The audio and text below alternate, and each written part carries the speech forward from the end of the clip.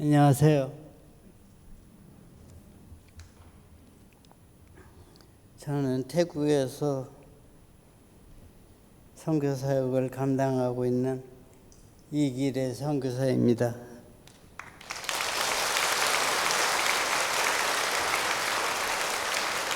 이 자리에 설 수 있게 도와주신 목사님, 장로님, 성도 여러분께 진심으로 감사를 드립니다. 저는 2년 전에 교통사고로 인해 7호차 한국에 왔습니다. 태국 병원에서 3개월 있다가 퇴원했습니다. 태국 병원의 물질 치료가 좀 부족하고 약해서 집에서 잠깐 물리치료를 받다가 많은 분들이 한국에 와서 물리치료를 받는 것이 빨리 회복될 거라고 말씀하셨습니다. 그래서 이곳에 왔습니다. 이곳에 온 지 거의 2년 동안 물리치료를 받다가 8월 4일에 퇴원했습니다. 그리고 내일 다시 태국으로 들어갑니다. 물리치료를 받으면서도 병원에 있으면서도 빨리 태국에 들어가야 되겠다는 생각이 계속 들더라고요. 왜냐하면 태국에 많은 사람들이 예수님을 알지 못하고 영원히 멸망당하고 있습니다. 그걸 생각하니까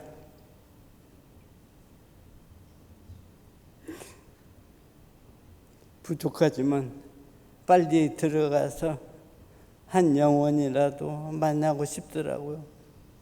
가서 또 어떻게 감당할지 모르지만 열심히 해보겠습니다. 태국은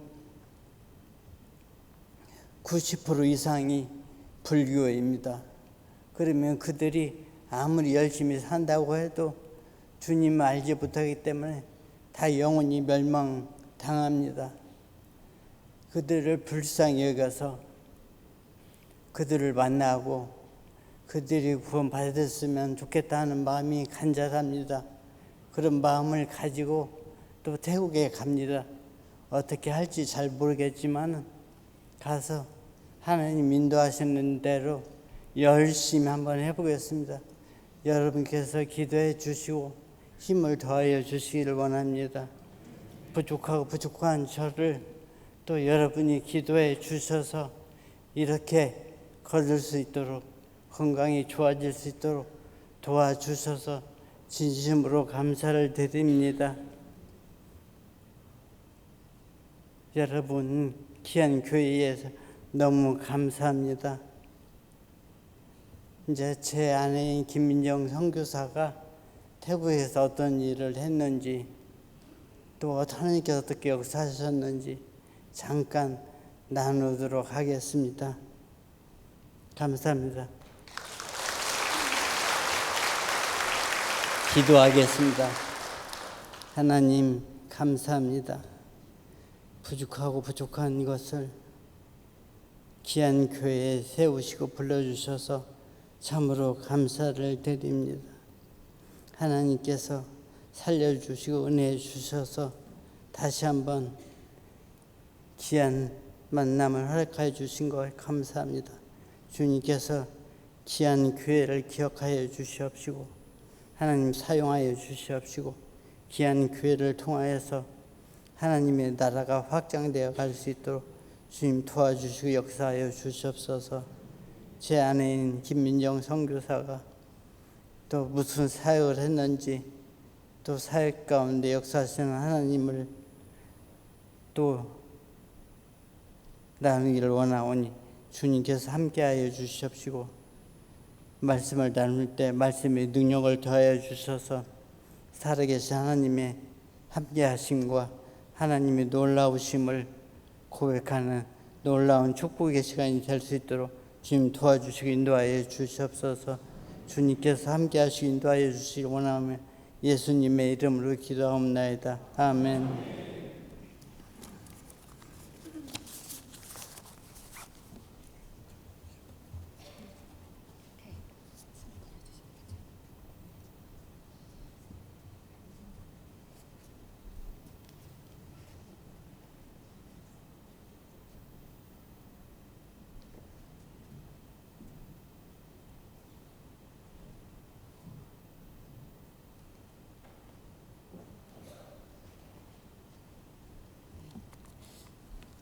네, 안녕하세요. 저희 남편이 이미 말씀드렸지만 다시 한번 은평교회 박지원 담임 목사님과 또 많은 장로님들께 너무 감사드립니다.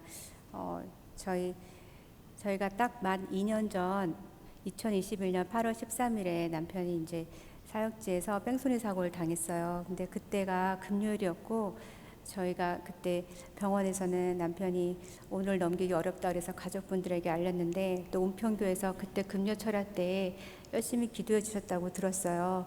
제가 그때 너무 경황이 없어서 다 감사도 못 드렸는데 금요철야 때부터 계속해서 뭐 대예배 뭐 새벽기도 기도해 주셨고 그렇게 해서 남편이 저는 정말 이렇게 뜨겁게 기도해 준 거 몰랐는데 그때 참 많은 회복들이 이렇게 그 짧은 시간 안에 크게 있었습니다. 그래서 다시 한번 저희들한테 그런 큰 기도를 해주시고 멀리서 이렇게 많이 도와주셨던 거 너무나 감사드립니다.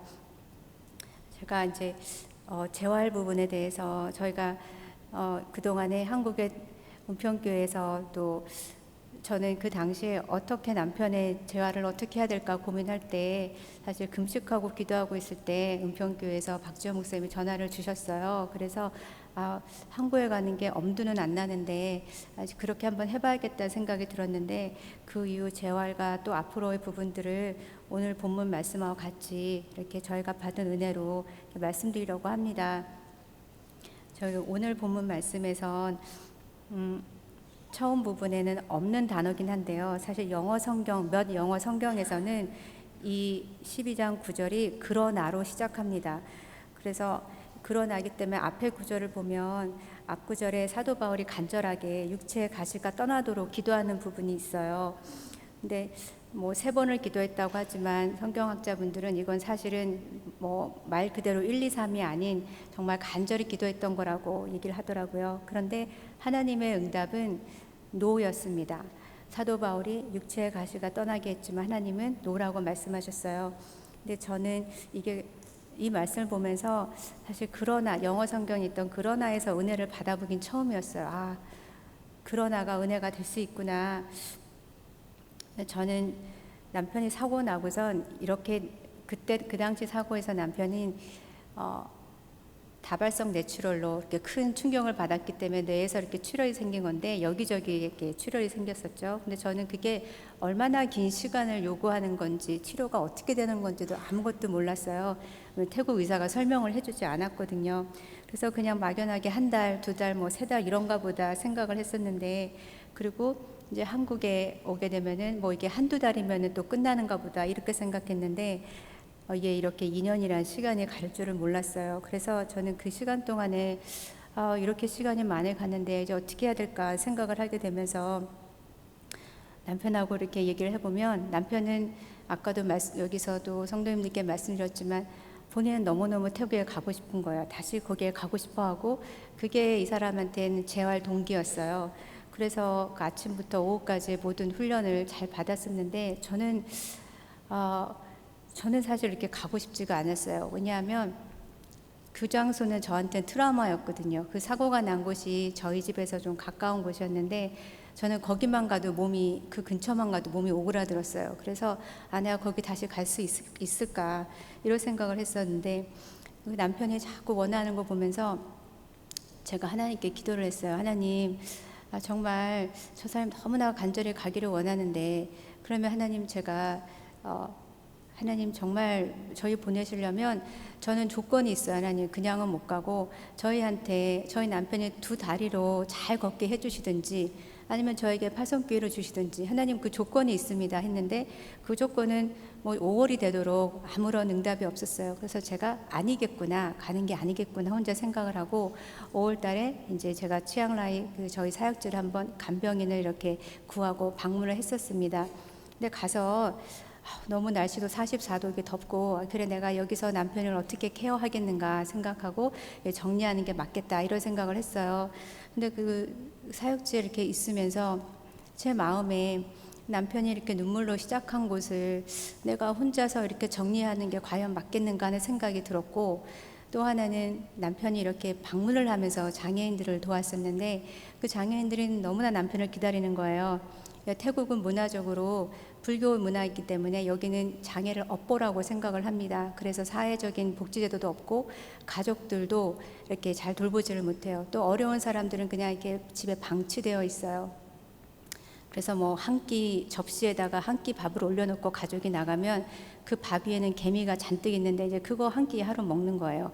그래서 그 사람들이 남편 기다리는 걸 보고 아유, 만나게 해야겠다 이런 생각이 들었어요. 적어도 남편이 여기 다시 올 수 있도록 내가 도와야겠다 그런 생각을 했고, 또 그 와중에 한 장애인 아저씨를 만났는데 그분은 남편이 이제 8년 전부터 섬겼던 분인데 저를 보고 너무나 반가워해 주시면서 남편이 어떻게 지내냐고, 어떻게 되었냐고, 언제 올 수 있냐 이렇게 물어보시더라고요. 그러면서 자기가 이제 예수님을 믿는다고 말씀하시는 거예요. 근데 저희가 만나는 분들은 다 타이족, 태국 분들이시고 이분들은 크리스찬들 비율이 0.%예요. 1% 미만인데 이분이 내가 예수를 믿는다라고 하니까 사실 제가 그 말에 좀 놀라기도 하면서 감사도 했어요. 왜냐하면 남편이 이렇게 이 불교 태국 분들한테 복음을 전하고 이분들을 이렇게 전자침을 놔주고 샤워를 씻주고 음식을 갖다 주고 집을 청소해주고 이런 일을 했을 때, 이런 일을 하다가 사고가 났기 때문에 이분들이 과연 남편이 전한 예수님을 어떻게 생각할까 하는 게 사실 제 마음에 있었거든요. 그런데 이분이 내가 예수를 믿는다라고 하니까 남편의 사고랑 전혀 상관없이 남편이 전했던 예수님은 이들 마음에서 자라도록 하나님이 하셨구나 하니까 참 그게 감사했어요. 근데 제가 사실 마당을 보니까 그 신당이 여전히 있더라고요. 그래서 뭐 예수를 믿는다고 해서 완전히 신당을 정리하고 이런 건 아닌 것 같은데 그래도 그 고백이 참 감사했었습니다. 그래서 저는 하나님께서 그러나라고 나한테 하셨나 보다 이렇게 받아들이고, 그러나임에도 우리가 가야겠구나 했는데, 그러면서 제가 다음 구절을 볼 때 내 은혜가 네게 족하다라는 말씀을 이렇게 보면서 많은 질문을 했어요. 여러 번 질문했어요. 하나님, 무슨 은혜가 족합니까? 도대체 무슨 은혜가 족하다고 말씀하십니까? 사실 남편은 사고 났을 때 이제 사지마비가 됐어요. 그 중환자실에서 제가 빨리 꺼내달라고 그랬는데 거기 중환자실은 이제 앞에 의자가 없고 그냥 무작정 밖에서 기다리는 거예요. 뭐 오늘을 넘길지 내일을 넘길지 모른다고 하니까 의사 선생님이 몇 분 잠깐 하루에 몇 분 보러 오는 그 사이를 기다려서 그냥 마치 그냥 사형 선고 앞둔 사람처럼 그냥 거기 앞에서 그냥 기다리는 거예요. 집에 돌아갈 수도 없고. 그런데 그런 시간들 보내고 남편이 중환자실 나왔을 때는 그냥 사지마비인 상태에서 뭐 의식도 없고 이런 상태가 2주 정도를 갔었는데, 사지마비 환자는 엄청 무겁더라고요. 그 근육이 다 이렇게 소실되고 얼굴이 딴 사람 같았어요. 근데 이 사람이 몸이 너무 무겁게 축 처져 있는데 몸을 가만히 보니까 무슨 물방울 같은 게 달려 있는 거예요. 등하고 엉덩이에. 그래서 제가 이거 이상하다 해가지고 간호사님께 말씀드리니까 그 간호사님은 그게 기적의 발진이래요. 근데 저도 아이들을 키워봤지만 그런 게 아니었거든요. 그래서 이건 그런 게 아니다, 이상하다 했는데 남편이 장애인들 집을 방문할 때마다 특별히 신경 썼던 곳 중에 하나가 욕창 환자였어요. 욕창 환자는 몸을 자꾸 바꿔주지 않으면 그 더운 곳에서 욕창이 더 심해지기 때문에 남편이 굉장히 신경을 썼거든요. 그래서 제가 그게 생각이 나서 혹시 이게 욕창이 아닌가 해가지고 저희 이제 한국에 있는 지인분들께 연락을 해보고 그랬더니 욕창인 것 같다고. 그래서 제가 사진을 찍고 의사한테 보여드리고 했는데 이미 하루 만에 욕창이 너무나 무섭게 퍼져서 등하고 엉덩이가 그냥 가득했어요. 그 물방울로 가득하고 피고름이 나기 시작하는데 이제는 뭐 다른 게 아니라 이제 또 욕창과의 싸움인 거죠. 그래서 이것도 내가 어떻게 감당해야 되나 싶었고, 그 당시는 코로나 때문에 길이 이렇게 쉽게 태국으로 올 수 있지가 않아서 저희 가족도 아무도 태국에 오지 못했고 그냥 저 혼자 다 그걸 해야 됐어요. 그래서 간병인도 없고 아무 정신이 없는 상황에서 하나님 무슨 은혜가 족합니까? 하는 질문을 제가 이렇게 할 수밖에 없었어요. 또 남편의 대소변, 손에 묻은 대소변을 닦아주면서 하나님 도대체 무슨 은혜가 족하다는 겁니까? 라고 했는데 제가 이 구절을 헬라어 이게 단어로 보니까 족하다란 뜻이 인내랑 힘을 의미한대요. 그래서 하나님의 은혜가 그 고통스러운 상황을 인내할 수 있는 힘을 주시는 거구나, 이제 이렇게 제가 이해를 하게 되었습니다. 근데 정말 하나님이 그렇게 해주셨어요. 저희 남편에게 정말 하나님께서 그런 은혜를 주셔서 이 사람이 지금 오늘이 딱 2년째가 되는데 단 한 번도 그 입에서 원망과 불평을 해보질 않았습니다. 제가 그 원망과 불평을 듣지를 못했어요. 제가 한 번은 하나님 앞에 원망했어요. 왜 저 사람은 불평도 안 합니까? 하고 제가 원망한 적은 있어요. 참 많이 했는데. 그리고 남편이 의식이 깨어나면서 그리고 말을 하기 시작할 때 그 입에서 찬송가하고 기도만 나왔어요. 그러니까 참 그게 저는 너무 신기하더라고요. 본인이 도대체 어떤 상황인지 알고나 있는가 하고 마치 자기 혼자 다른 세상에 예수님하고 자기 혼자만 있는 것 같았어요. 계속 찬송을 하고 십자가 찬송, 번찾는 주님의 사랑 찬송, 그리고 기도하고. 근데 제가 나중에 알게 된 거는 이렇게 무의식에서 깨어나면 그 환자들은 자기가 의식 중에서 많이 했던 그 말들이 뇌 기억에 쌓여 있어서 그것들이 나온대요. 그래서 우리 남편은 그렇게 찬송하고 기도하고 이게 그 사람의 삶이었구나. 이제 제가 그렇게 생각을 했는데 하나님께서 그런 은혜를 주셔서 그 사고 이후 2년까지 남편이 이렇게 갈 수 있도록 정말 말씀 그대로 족한 은혜를 주셨어요. 그리고 남편에게뿐 아니라 저희 아이들에게도 그런 은혜를 주셨어요. 사실 저는 남편 사고 나고 2주까지는 애들한테 사실을 말할 수가 없었어요. 저도 그 상황이 눈으로 보고 가슴으로 보는 게 정말 감당이 안 됐는데 아이들한테 이걸 솔직히 나눌 수가 없는 거예요. 그런데 제가 이제 어쨌든 더는 미룰 수가 없어서 아이들한테 얘기를 했죠. 아빠가 좀 사실은 생각보다 많이 다쳐서 좀 말을 하기가 불편한데 그래도 생명의 지장은 없어. 놀라지 말고 그냥 얘들아 한번 아빠 와서 봐봐. 그렇게 얘기를 했어요. 근데 지인들한테는 많이 부탁을 하고 참 이 순간이 어떻게 될 것인가 하고 제가 많이 걱정을 했습니다. 저희 큰딸은 아빠를 너무너무 존경했어요. 자기 인생의 롤 모델이 아빠였어요. 그래서 저한테 늘 말하기를 엄마 이 세상에 아빠 같은 사람이 또 있을까? 난 아빠 같은 사람하고 결혼하고 싶어. 아빠는 집 안이랑 집 밖이랑 똑같잖아. 이런 얘기를 했어요. 근데 그 아빠가 완전히 이렇게 아픈 모습으로 콧줄 다 달고 뭐 이렇게 있는 거를 본다는 게 이게 참 제가 어떻게 해야 되나 했는데 참 하나님이 정말 은혜를 주셨어요. 아이들이 들어와서 아빠를 보더니 저희 남편은 사지마비니까 얼굴 근육도 마비거든요.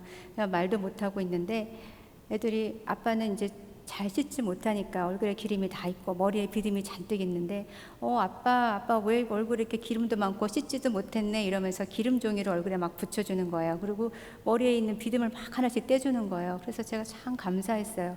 그냥 너무 자연스러웠어요. 그리고 아이들이 가고 나서 그 다음날부터 남편이 말을 하기 시작했어요.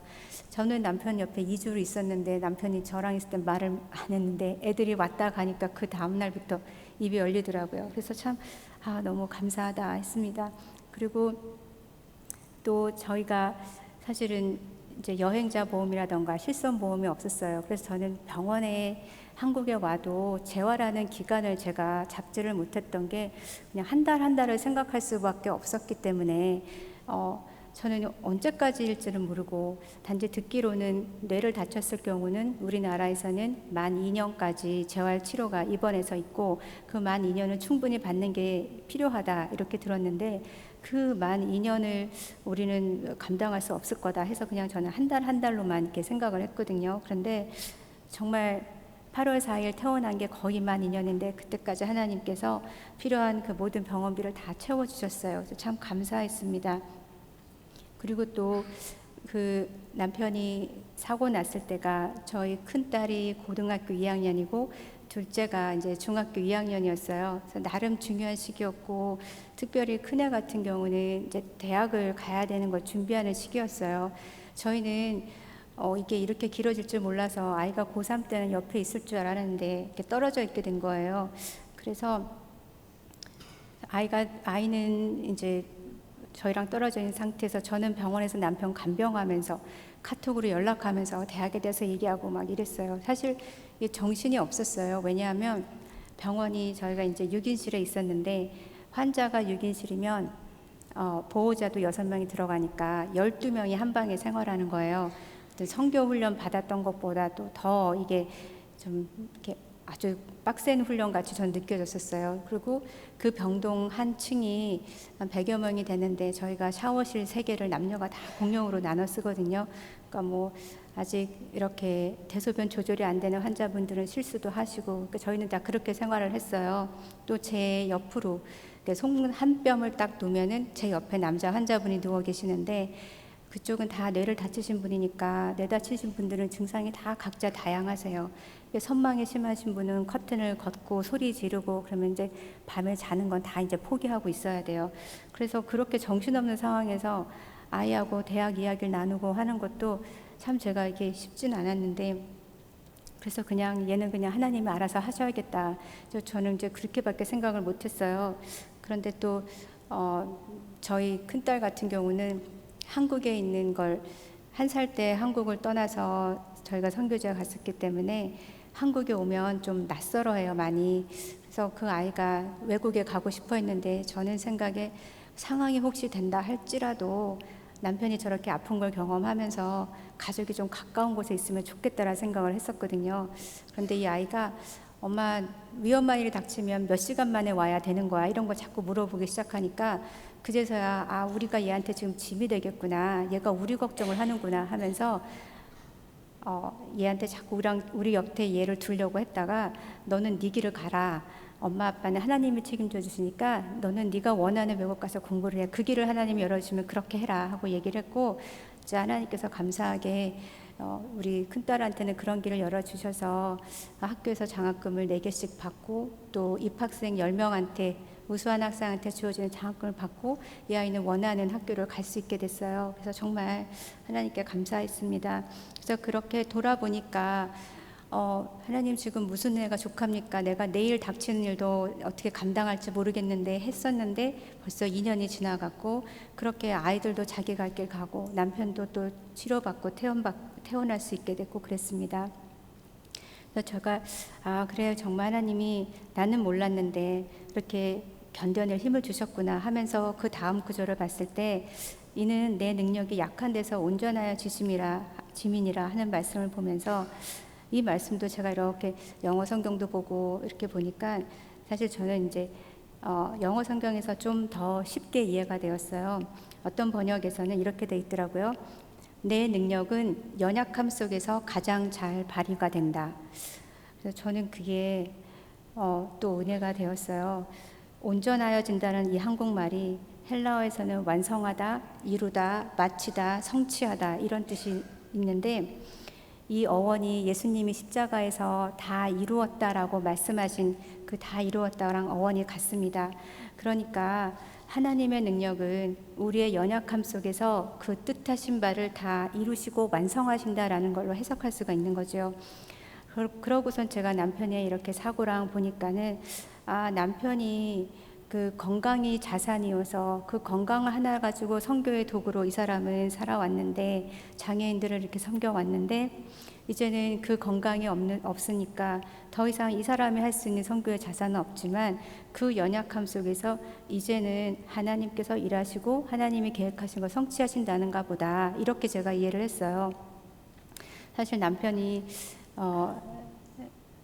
좀 제가 이해하지 못하는 부분이 많았는데, 그 40도가 넘는 더위에 이렇게 바게스에다가 물을 잔뜩 실어가지고 오토바이에 그 물을 싣고 밖에 나가는 거예요. 그래서 제가 여보 어디가 하고 물어보면 그 넝비의 할아버지라고 집에서 이제 방치돼서 아들한테 머리에 피가 나도록 맞고 계신 할아버지가 있었어요. 풍으로 쓰러지셨던 분이신데, 그래서 그 할아버지가 씻지를 못하고 그 집에 물이 안 나오니까 할아버지 더운데 씻겨준다고 그러고 가는 거예요. 그래서 제가 가려면 조금 날씨가 좀 그래도 이렇게 40도 넘지 않는 때나 가지, 뭐 누가 알아주긴 한다고 꼭 이렇게 땡볕에 나가야겠냐 제가 잔소리하고 그랬는데, 그 남편은 그렇게 얘기하더라고요. 건강을 주신 것은, 하나님의 건강을 주신 것은 약한 사람, 몸이 아픈 사람을 섬기라고 주신 것이라고 남편들 저한테 그렇게 얘기를 했어요. 그래서 저는 참 남편이 그렇게 나가는 모습을 보면서 이해가 좀 안 되면서도 나 같으면 저렇게 못할 텐데 하면서 이렇게 바라봤던 기억이 많이 있습니다. 그런데 지금 주치 선생님 말씀으로는 이제 남편은 이전과 같이 그렇게 두 손 두 발로 장애인들을 섬기는 일은 이제 하기 어렵다고 이제 얘기를 했고, 하지만 성교지를 총괄하는 일은 가능하겠다고 말씀을 하셨어요. 이제 감사하게 남편이 복용하는 약이 없어요. 뇌파도 안정돼 있고 그리고 혈전도 없고, 그래서 복용하는 약이 없고, 또 내과적으로도 고혈압이나 당뇨가 없어서 이제 남편은 그냥 지금 현재 상태에서 관리하면서 배운 재활을 조금씩 연습하는 것만 이제 남아 있습니다. 그래서 그 주치원 선생님 말씀을 들으면서 이 가능성을 가지고 이제 한번 남편이 가는 걸 도와야겠다 생각도 했고요. 그리고 정말 이제 사역은 우리가 또 남편이 그 건강으로 했던 게 아니라 아니 하나님께서 하시는 거를 우리가 보는 거겠구나, 이제 이런 생각도 했어요. 저희가 태국에서 재활 받으러 떠날 때 저희 딸이 저희 남편한테 썼던 편지에 이제 이렇게 쓰여 있어요. 나는 하나님께서 아빠의 다리를 고치시면 기적이라 믿고 또 그렇지 않아도 좋다고 생각해. 바울처럼 그 다리가 온전한 가시가 되어 귀하게 쓰일 거라고 믿어. 그래서 저희 딸이 이렇게 말을 해줬는데 정말 그 말 그대로 정말 저희 마음에는 그래, 하나님께서 어떻게 하셨는지 한번 봐야겠다는 소망이 생겼어요. 제가 말씀을 맺겠습니다. 하나님이 허락하심 속에 우리에게는 아픈 사단의 가시가 지워질 수 있지만 하나님은 그 가시를 가지고 살아갈 수 있는 힘을 우리에게 주시고 또 그 가시를 하나님의 계획을 완성하는 데 필요한 부분으로 사용하십니다. 예수님의 십자가를 봐도 그렇습니다. 사단이 예수님이 십자가에 못 박았고 거기서 끝난 것 같지만 하나님께서는 예수님을 부활하게 하시고 우리의 구원의 역사를 위해서 그 십자가의 죽음을 사용하셨습니다. 그래서 저도 그런 소망과 기대를 가지고 내일 남편과 함께 또 아이들과 같이 태국으로 나갑니다. 지금까지 성도님들 기도해 주신 거 너무 감사하고, 저희가 참 부족해서 또 앞에서 이렇게 앉기는 좀 계단이 높아서 이렇게 성가대에 참 죄송하지만 옆에서 저희가 나왔는데 이렇게 부족하지만 계속 기도해 주신 거 다시 한번 감사드리고요. 또 앞으로도 계속 기도 부탁드립니다. 감사합니다.